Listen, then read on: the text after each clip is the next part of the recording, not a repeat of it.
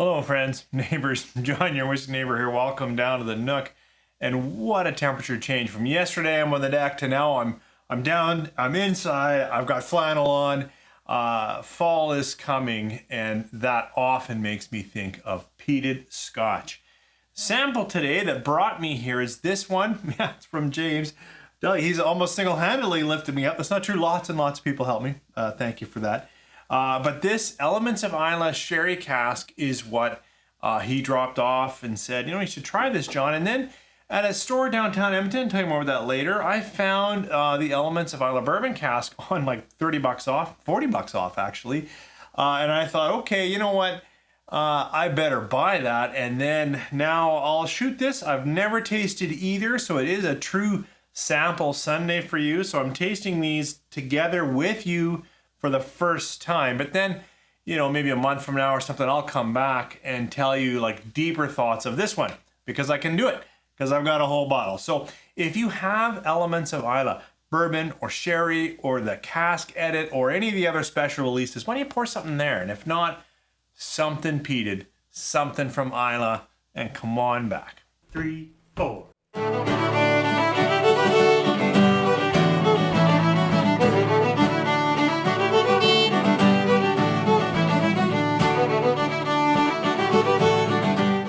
Thanks for coming back. As I said in the opener, I hope you have something peated in front of you, because if you don't, whatever you're drinking just isn't going to taste like this. Nothing like peated Scotch. So this is Elements of Islay.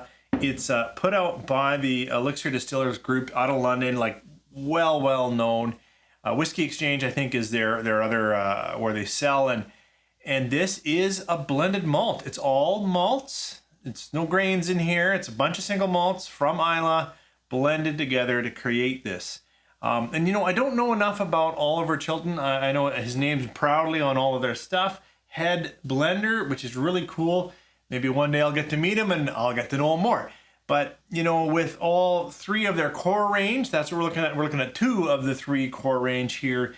They're all natural, non-chill filtered, just like Scotch should be. And these 2 are 54.5%, like Scotch should be. And so I'm happy to get in this. Now, the key thing I say between the 2 that are in front of me, and I can see the difference in color. I don't know how well that comes across on the camera, but clearly we've got bourbon casks and sherry casks. A mix of first fill and second fill casking, and a variety of places. Now, this I know won't come across on the camera, or maybe it will. But what's really interesting is just in relief, with the concept of elements in Islay, they've got like a periodic table of elements, but it's not the periodic table of elements. And it makes you want to guess what it could be. There's an element AR. Well, maybe that's Ardbeg. OC. Okay, maybe Octomore from Buccleuch, and then MA, I'm stuck. BW could be Bamor, LN Lagavulin, maybe. I don't know. It's really interesting, but it would be all guesses. I mean, it is all malts from the island. It is all peated malts, I believe, although I don't know. Some of those distilleries do release non-peated.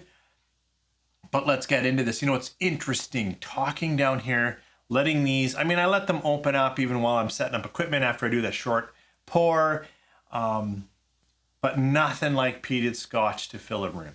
Like when my wife comes down here later to work on some crafts, she's going to go, ooh, what are you drinking? Because that's just what peated Scotch does. Elements of Islay, 54.5% bourbon cask. Oh, this is nice. This is, sure, smoke and peat is there, but it's also malty and graham cracker and cinnamon. Not cinnamon, let me get there, hang on. Nutmeg. Kind of a mix of oaks and smokes and smolders.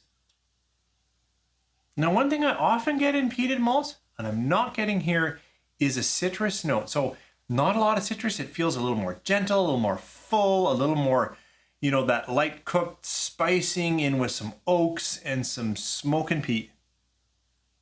Wow. Yeah.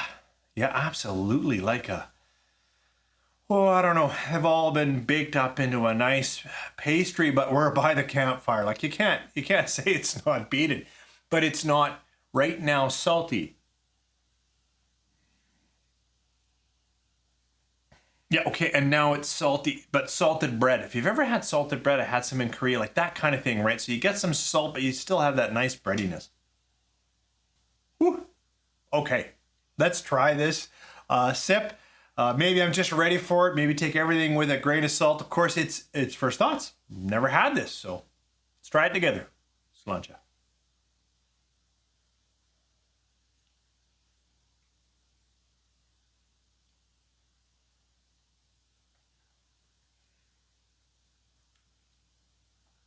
Oh, that's good.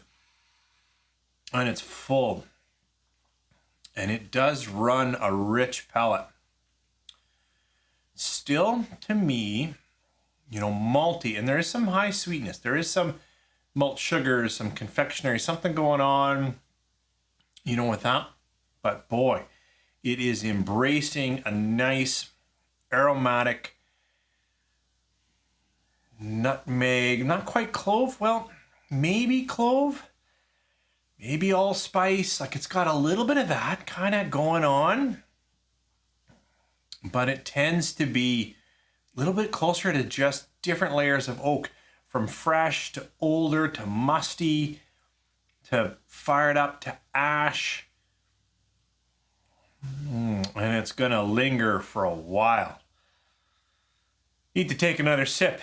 Probably more for me than you. See where we go. Cheers. I'm still not getting some of the tasting notes they put on here. They put 3. I'm getting the smoke and oak, but I'm not getting tropical fruit or maple syrup. I do get some sweetness.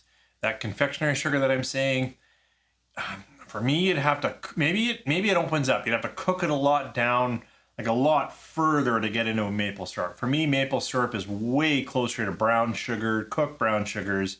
It's just deeper. But I chewed on that one, and there are more layers here. And you know what's really impressive for me? 54.5%. Yeah, it's big. It tastes big. It's full.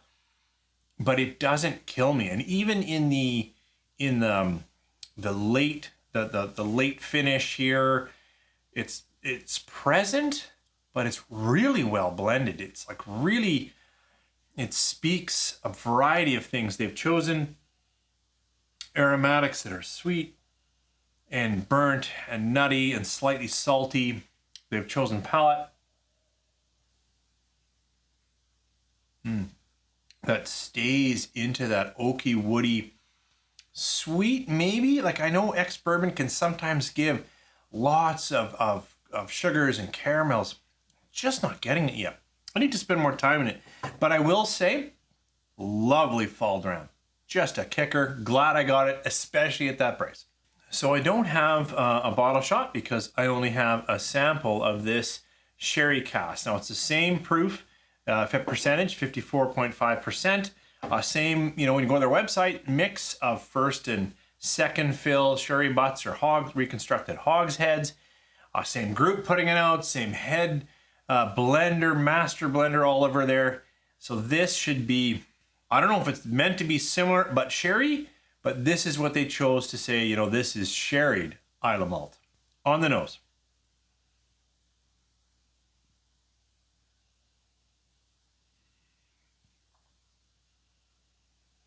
Oh, you know, I have to say, yesterday I had a beautiful ex-bourbon, like actually a really good Scotch. Like I'm gonna have a hard time giving that back.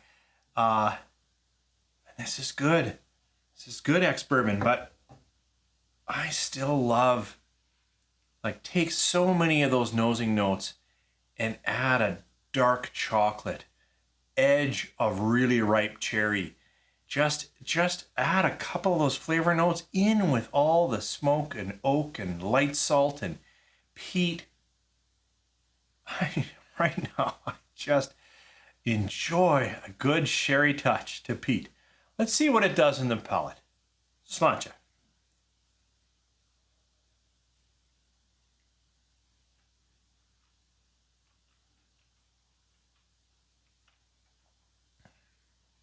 Very interesting. In the palate, I'm actually getting, well, I don't want to hit the knock, but that's what's standing out, a little more astringency. What I just mentioned comes through. I've got some thick cooked berry, bit of raspberry, not maybe sweet strawberry, but just, a cooked something going on, and all kinds of peat and smoke. Now, what's interesting, I don't like sharing a knock, but absolute first thoughts on first sip, it's hotter. I've got black and white pepper both. I've got a little bit of slightly bitter walnut, just a little bit of cracked Christmas nuts, but these ones are a little bit drier. They might have been last year's Christmas nuts that I'm still tasting. I better give it another sip, and I bet it'll right itself. Sanjay.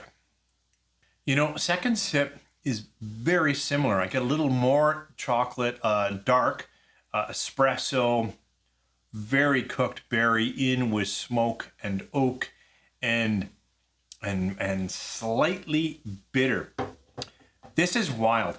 I'm actually gonna go really clear my palate and do a quick taste back, because right now the nose of this was my favorite. Between the two, like yes, please, yes. But the palate has some bitter and astringency and quite a bit of heat. So I don't know, maybe part of my tongue was being protected by the 2 sips of this, but right now this is sweeter. And that's a really nice interplay of slight honey graham cracker in with all of that depth. I gotta go clear my palate, and I'll come right back. Okay, in addition to clearing my palate, which is usually done with oatcakes or saltine crackers or just like bread, something to really, chew it out, more water, I thought, you know what, I really should actually put a couple of drops rather than just go back and taste these. Let's put a couple of drops of water in both just to see if that helps it go anywhere. So I didn't give enough time to rest, which you definitely should do when adding water to Scotch. But coming back to the bourbon, very nice rich nose. Actually, it might be a little bit sweeter on the palate.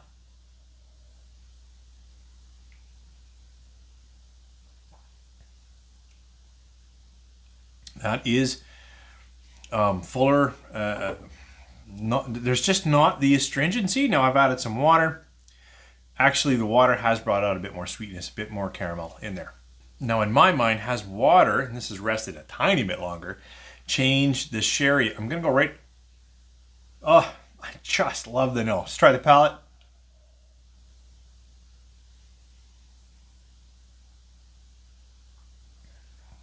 And that has helped.